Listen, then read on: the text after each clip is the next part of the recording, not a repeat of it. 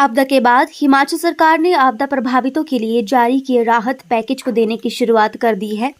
मुख्यमंत्री सुखविंदर सिंह सुक्खू ने इसकी शुरुआत कुल्लू जिला से की। आपदा प्रभावितों को राहत पर प्रदेश में सियासत शुरू हो गई है। एक तरफ नेता प्रतिपक्ष लगातार कांग्रेस पर अपने चहेतों को रेबड़ियां बांटने का आरोप लगा रहे हैं, वहीं उद्योग मंत्री हर्षवर्धन चौहान ने उन पर पलटवार किया है। उन्होंने नेता विपक्ष के आरोपों को निराधार बताया है। हर्षवर्धन चौहान ने नेता प्रतिपक्ष से पूछा कि आपदा राहत देने में राजनीति करने वालों का नाम बताएं। इस दौरान उद्योग मंत्री हर्षवर्धन चौहान ने आपदा के बाद उद्योगों की स्थिति पर भी बात की। उन्होंने नेता विपक्ष पर पलटवार करते हुए कहा कि जयराम ठाकुर जैसे वरिष्ठ नेता से इस तरह की बयानबाजी की उम्मीद नहीं है। उन्होंने कहा कि नेता विपक्ष के सारे आरोप निराधार हैं। उन्होंने पूछा कि अगर किसी कांग्रेस नेता ने आपदा प्रभावितों को राहत देने में राजनीति की है तो जयराम ठाकुर उनका नाम बताए। आपदा से प्रभावित प्रदेश के उद्योग क्षेत्रों की वर्तमान स्थिति को लेकर उद्योग मंत्री हर्षवर्धन चौहान ने बताया कि प्रदेश में उद्योगों की स्थिति बेहतर हो रही है। उन्होंने इस दौरान आपदा के काल में प्रदेश सरकार के बेहतरीन काम करने की बात कही। हर्षवर्धन चौहान ने सरकार की सराहना करते हुए कहा कि आपदा के दौर में सरकार ने बेहतरीन काम करते हुए 7 से 8 दिन के भीतर ही सभी रास्ते खोल दिए थे, जिसके चलते प्रदेश में औद्योगिक कारोबार ज्यादा प्रभावित नहीं हुआ। ये देखो, हिमाचल प्रदेश में जो मुख्यमंत्री सुखविंदर सिंह सुक्खू जी ने राहत पैकेज दिया है, वो हिंदुस्तान के इतिहास में एक पहला सबसे बेहतरीन पैकेज दिया है, जिसमें मकान की राशि में व्यक्ति को 1,30,000 मिलते थे, वो राशि बढ़ा करके 7 लाख कर दी है। इसी प्रकार से जो पार्शली डैमेज हाउसेस थे, उनको बहुत थोड़े पैसे मिलते थे, वो भी राशि 1 लाख रुपए कर दी है। और हर सेक्टर में, चाहे वो ज़मीन का नुकसान है, चाहे फसल का नुकसान है, चाहे दुकान का नुकसान है, चाहे किराएदार के रूप में है, वो एक बहुत बड़ी राशि बढ़ा करके मुख्यमंत्री ने आज लोगों को उसको देना शुरू कर दिया है। इसका पहला कार्यक्रम कुल्लू में हुआ, दूसरा मंडी में हुआ, और सीधे रूप में मुख्यमंत्री लोगों को पैसा दे रहे हैं। स्वाभाविक रूप से भारतीय जनता पार्टी को इस बात की तकलीफ है, और सबसे बड़ी बात है कि जो अपेक्षा और जो उम्मीद केंद्र सरकार से की जाती थी कि वे केंद्र हिमाचल प्रदेश को एक लिबरल मदद करेगा, और प्रधानमंत्री जी कहते थे कि मेरा दूसरा घर हिमाचल प्रदेश है, इसके बावजूद भी जो है वो हिमाचल प्रदेश को कोई राहत नहीं केंद्र से मिली है। और जो हिमाचल प्रदेश को जो पैसा मिला है, वो हिमाचल प्रदेश का अपना हक था, वो हमारा अपना हक था। जो पैसा 180 करोड़ रुपए जो हमको बरसातों में, मानसून में मिलता था, वो हमें मिला है, और 180 करोड़ रुपया जो हमको दिसंबर के महीने में मिलता था, वो हमको एडवांस में जो है वो राशि 180 करोड़ रुपए की राशि एडवांस में मिली है। इसके अलावा जो पेंडिंग ऑडिट पैरा की वजह से जो रेन डैमेजेस का पैसा गवर्नमेंट ऑफ इंडिया के पास पेंडिंग 315 करोड़ रुपए था, उसमें से 189 करोड़ रुपए हिमाचल प्रदेश को मिला है। केवल 200 करोड़ रुपए 200 करोड़ रुपए एनडीआरएफ में मिला है, और वो भी अभी ये नहीं है कि वो हमको केंद्र ने मदद के रूप में दिया है कि जो हमको मिलना है पैसा उसमें से केंद्र काटेगा। इसके अलावा तो केंद्र से हिमाचल प्रदेश को कोई पैसा नहीं मिला हुआ है, नहीं मिला है।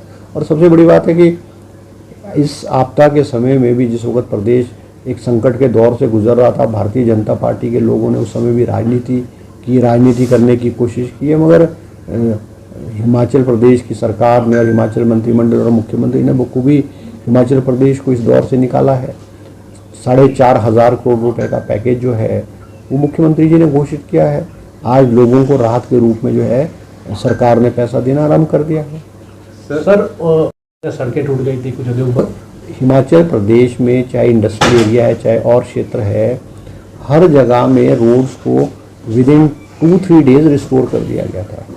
इंडस्ट्रियल एरियाज में भी 300 करोड़ रुपीज़ का डैमेज हुआ है, मगर उसके बावजूद भी हमने इंडस्ट्री को जहाँ टेम्परेरी ब्रिजेस बनाए हैं, जहाँ कोई बिजली की ट्रांसमिशन लाइंस डैमेज हुई थी, वो रिस्टोर कर दी गई है। आज हिमाचल प्रदेश में जो उद्योग हैं और उद्योग का काम है वो नॉर्मल तरीके से चल रहा है।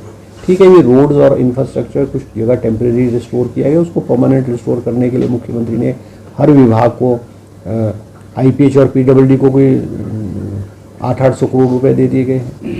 रोड्स को रिस्टोर करने का, रोड्स को डंगे लगाने का काम जो है वो युद्ध स्तर पर हिमाचल प्रदेश में चला हुआ है। सर, इन्वेस्टर मैंने जो है इन्वेस्टर्स के साथ इंटरेक्शन की थी, कोई 4 महीने पहले इंटरेक्शन की थी, जिसमें कुछ पावर के प्रोजेक्ट्स थे, कुछ इंडस्ट्री के प्रोजेक्ट्स थे, कुछ टूरिज्म के प्रोजेक्ट्स थे, विशेष करके होटल्स के प्रोजेक्ट्स थे। तो मुख्यमंत्री जी ने उसमें मीटिंग्स में डायरेक्शन दी थी कि भाई कई जगह कुछ लोगों को एनओसीज नहीं मिल रहे थे, किसी को कोई लैंड की अड़चन आ रही थी, किसी को 118 की अड़चन आ रही थी। उस तरह से जिन जिन इंडस्ट्रीज 1-to-1 मुख्यमंत्री के साथ उनकी मीटिंग हुई और मुख्यमंत्री जी ने डायरेक्शन दिए थे, उसकी इम्प्लीमेंटेशन के लिए मैंने अभी कोई 15-20 दिन पहले मीटिंग की थी और हमने देखा है कि जो डायरेक्शन मुख्यमंत्री ने दिए थे और डिपार्टमेंट्स ने उन डायरेक्शंस को जो है वो इम्प्लीमेंट किया है। बहुत सारे प्रोजेक्ट्स को एनओसीज मिले हैं और उनकी जो रफ्तार है जो बहुत धीमी पड़ी हुई थी, प्रोजेक्ट्स की रफ्तार जो है वो कंप्लीशन की, वो उसमें तेज़ी आई है। और हम ये उम्मीद करते हैं कि जो प्रोजेक्ट्स हैं, चाहे इंडस्ट्री के हैं, चाहे पावर के हैं, चाहे होटल्स के हैं, वो टाइमली कंप्लीट हों ताकि हिमाचल प्रदेश को रेवेन्यू भी मिले और हिमाचल प्रदेश के लोगों को रोज़गार भी मिले। सर, नेता विपक्ष कार्यों तक उन्होंने नहीं, देखो जयराम जी एक बहुत हिमाचल प्रदेश के बहुत सुलझे और बहुत बड़े नेता हैं। उनके मुंह से ऐसी बात जो है वो अपेक्षा नहीं की जाती है और ऐसी उम्मीद नहीं की जाएगी वो ऐसी बात करेंगे। अगर हिमाचल प्रदेश में किसी भी व्यक्ति को नुकसान हुआ है, चाहे किसी भी रूप में नुकसान हुआ है और उसको राहत नहीं मिली, वो नाम तो बताएं, नाम बताएं किस गांव का है, किस पंचायत का, किस चुनाव क्षेत्र को, नाम तो बताएं ना। एक स्वीपिंग स्टेटमेंट दे देना कि जो पैसा जो है राजनीति के आधार पर बांटा जा रहा था वो गलत है। एक भी नाम बताए। मुख्यमंत्री जी ने विधानसभा में भी पूछा, विधानसभा में मानसून सेशन में कुछ लोगों ने ये मुद्दा उठा, मुख्यमंत्री जी ने कहा कि आप नाम तो बताओ किसको किसको नहीं हुआ। हिमाचल प्रदेश में जिस भी व्यक्ति का नुकसान हुआ है उसको राहत के पैसे मिल रहे हैं, वो चाहे जिस मर्जी राजनीतिक पार्टी का है। आप हैरान होंगे, हिमाचल प्रदेश में 3,500 लोगों को जिनके हाउसेज कम्प्लीटली डैमेज हुए हैं, 3,500 लोग हैं, 3,500 लोग तो कांग्रेस पार्टी के ही हैं, उसमें बहुत सारे लोग भारतीय जनता पार्टी के लोग हैं। हिमाचल प्रदेश में partially damage round about 13,000 houses हुए हैं, तो 13,000 लोग कोई कांग्रेस पार्टी के थोड़ी होंगे। किसी एक गांव में बहुत सारे गांव कम्प्लीटली डैमेज हुए हैं, उस गांव में कोई वो जो गांव है कांग्रेस पार्टी के गांव थोड़ी कि कांग्रेस के लोग रह रहे होंगे, उसमें भारतीय जनता पार्टी के लोग भी, उसमें कांग्रेस के लोग भी, उसमें जो है इंडिपेंडेंट टाइप से जो नॉन पॉलिटिकल लोग भी वो भी रह रहे हैं। तो ये आरोप जो है निराधार है, राजनीति से प्रेरित है, सरकार की इमेज और सरकार की छवि को खराब करने की जो है जयराम जी द्वारा कोशिश की जा रही है। मगर इनकी बात पे कोई भी विश्वास नहीं करता है। मैं दावे से कह सकता हूँ अगर एक भी व्यक्ति ऐसा इनको है वो पते सहित जो है सरकार को बताए, ऑफिसर्स को बताए, उसको राहत मिलेगी।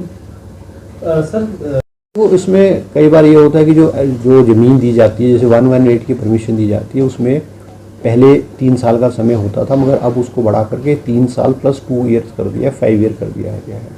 और कई जैसे वैसे इस तरह के जो केसेस बहुत कम होते हैं, it is not even 5 to 10% भी इस तरह के केसेस नहीं होते हैं। मगर जो इंडस्ट्रियलिस्ट या उद्योगपति जो ज़मीन अलॉट होने के बाद भी नहीं लगाता है और वो अगर वो एक्सटेंशन का एक रीज़नेबल रीज़न देता है तो सरकार एक्सटेंशन दे देती है।